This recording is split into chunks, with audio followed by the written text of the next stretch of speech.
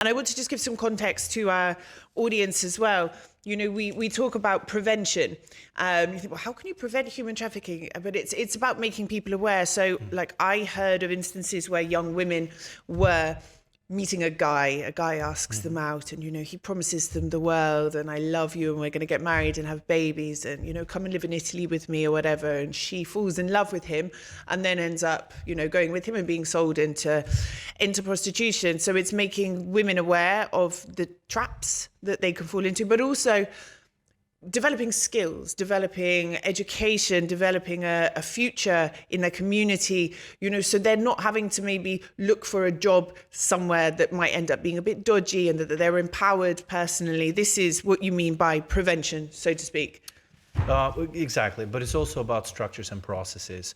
In order for us to enable a society that is resilient holistically, it's very important that institutions perform, and you know, they're at the fullest of their capabilities and capacities to do that. So this is about establishing standard operating procedures, making sure that the frontliners are trained and they're aware, so that these individuals who are going through any form of exploitation actually have a door where they can knock at. Yeah. And unfortunately, civil society organizations cannot partake in this fight alone. They do need the support of the institutions, and ultimately, whether we like it or not, the buck stops there.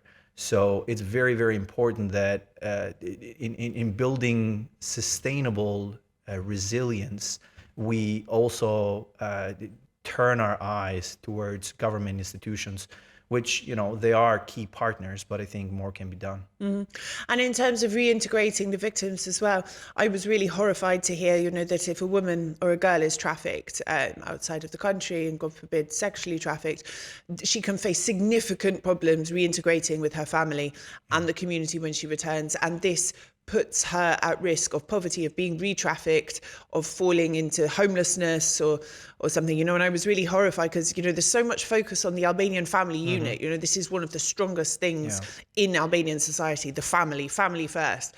But yet these girls who become victim and are essentially sex trafficked or whatever, they might be rejected by their family when they come